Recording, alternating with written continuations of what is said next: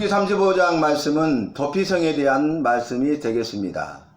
34장에서 이제 너희가 가나안 땅을 분배하는데 그 분배를 주관할 사람, 총괄할 사람이 누굽니까? 정치적인 지도자인 눈의 아들 여호수아, 종교적인 지도자인 엘르아살, 그리고 각 지파의 한 명씩 지휘관들을 택하여서 여호와께서 말씀하신 대로 그 땅을 제비 뽑아 분배하게 하셨습니다. 그리고 많은 지파에게는 많이, 적은 지파에게는 적게 이렇게 나누도록 공평하게 분배하는 것을 볼 수 있었습니다. 그래서 12지파 가운데 4지파를 제외한 모든 지파는 여호와의 말씀대로 제비 뽑아 그 땅을 분배하여 각 지파의 기업을 삼았습니다. 그런데 4지파는 여호와께서 말씀하시기를 내가 너희의 분깃이라. 여호와께서 친히 그들의 기업이 되셨어요.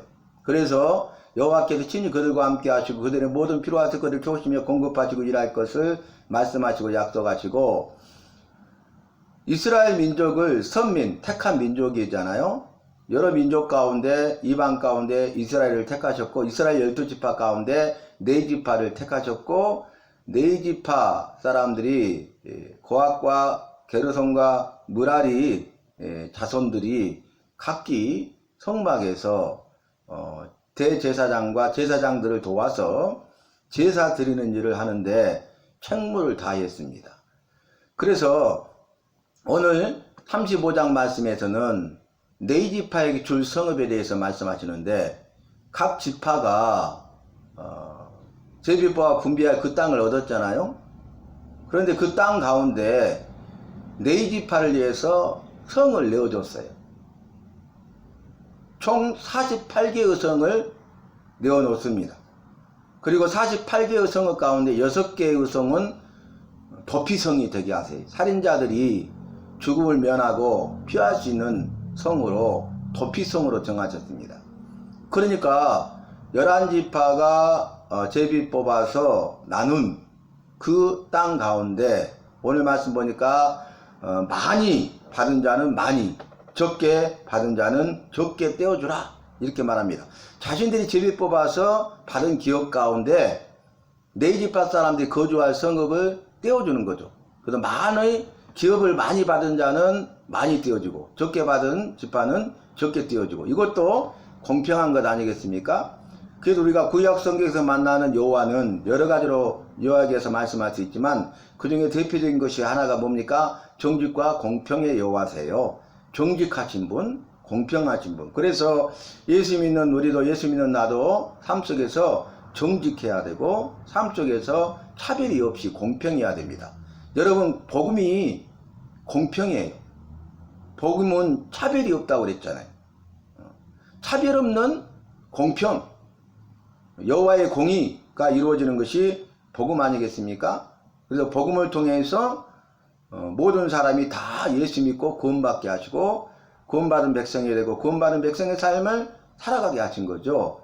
그래서 오늘 4지파 사람에게 거주할 성읍을 떼어주는데 공평하게 떼어주게 하시는 것을 볼 수 있습니다. 그래서 각 지파가 떼어준 성읍이 48개 성읍이고 42개 성읍은 4지파 사람들이 거주한 성읍이었어요. 그리고 나머지 6개 성읍은 도피성으로 정하였습니다. 그래서 두 번째 달력이 뭡니까? 도피성에 대한 말씀을 기록하고 있죠. 이 도피성에 대한 말씀은 사람을 죽인 사람, 그러니까 살인자죠.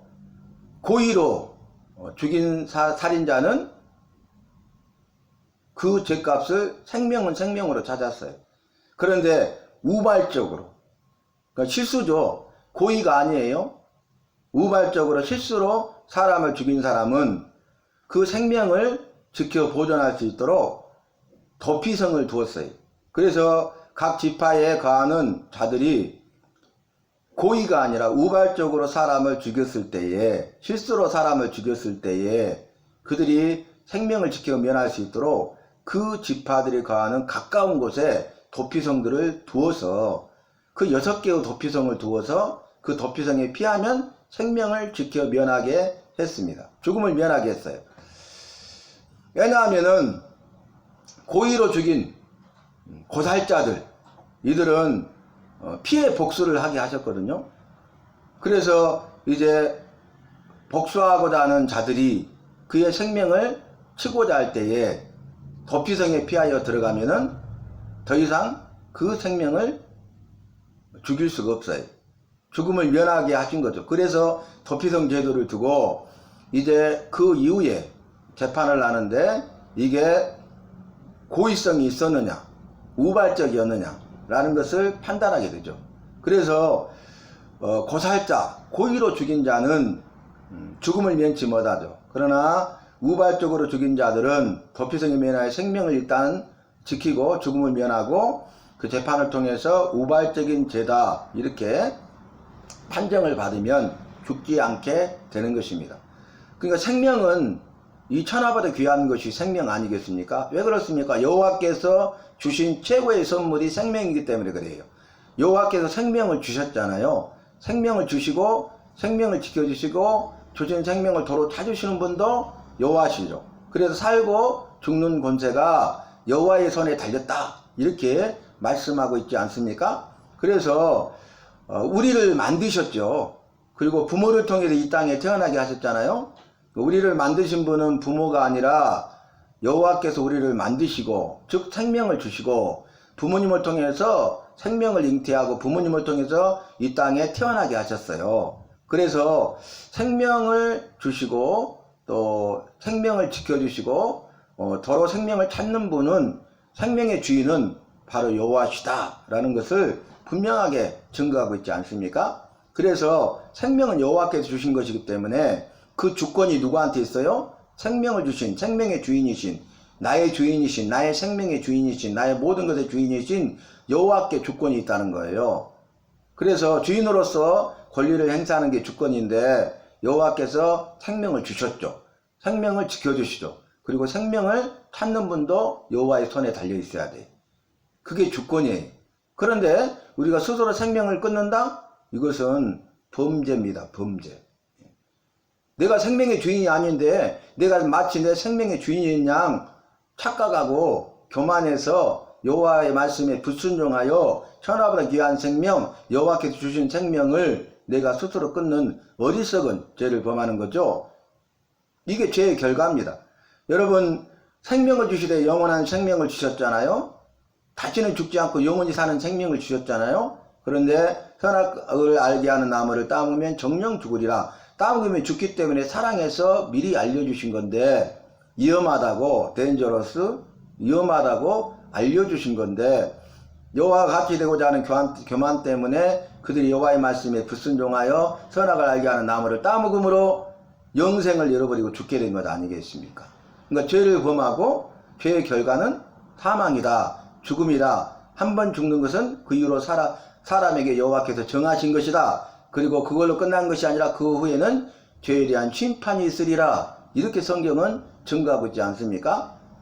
그래서 생명은 내 것이 아니에요. 내게 있는 모든 것은 내 것이 아니에요. 내게 있는 천하보다 귀한 생명과 내게 있는 모든 것이 내 것이 아니라 다 주님의 것입니다. 내가 주인인 것이 하나도 없어요. 이 모든 것의 주인은 여호와십니다.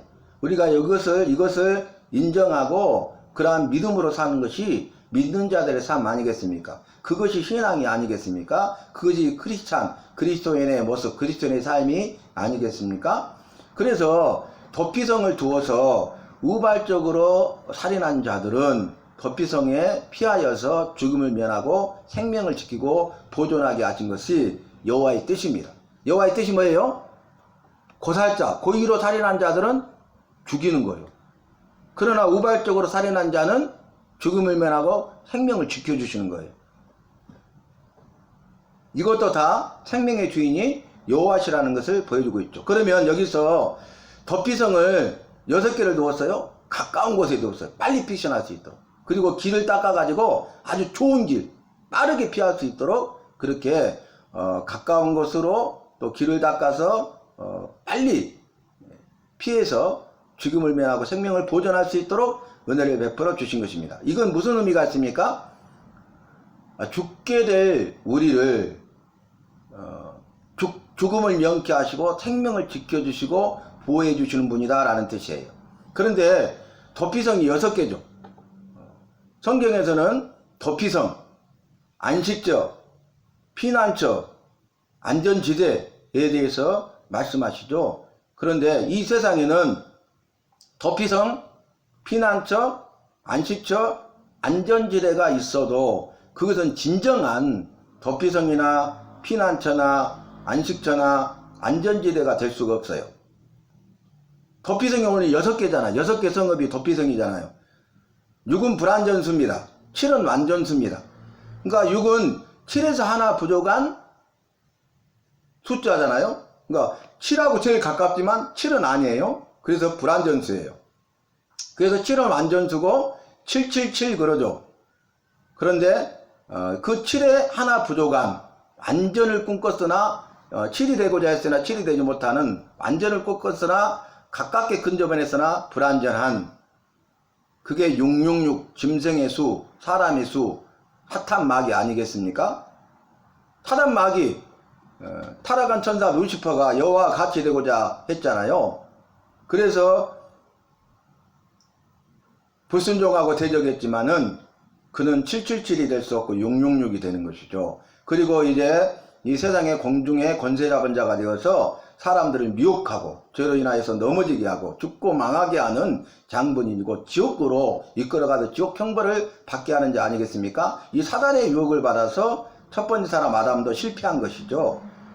사단이 여호와와 같이 되고자 하는 교만 때문에 죄를 범했는데 아담도 여호와와 같이 되고자 하는 교만 때문에 선악을 알게 하는 나무를 따먹고 여호와의 말씀에 순종하지 않고 불순종함으로써 죄를 범하고 죄가 들어오고 죄로 말미암아서 사망, 죽음이 들어오고 노동, 일하게 되고 이러한 일들이 생기게 된 것 아니겠습니까?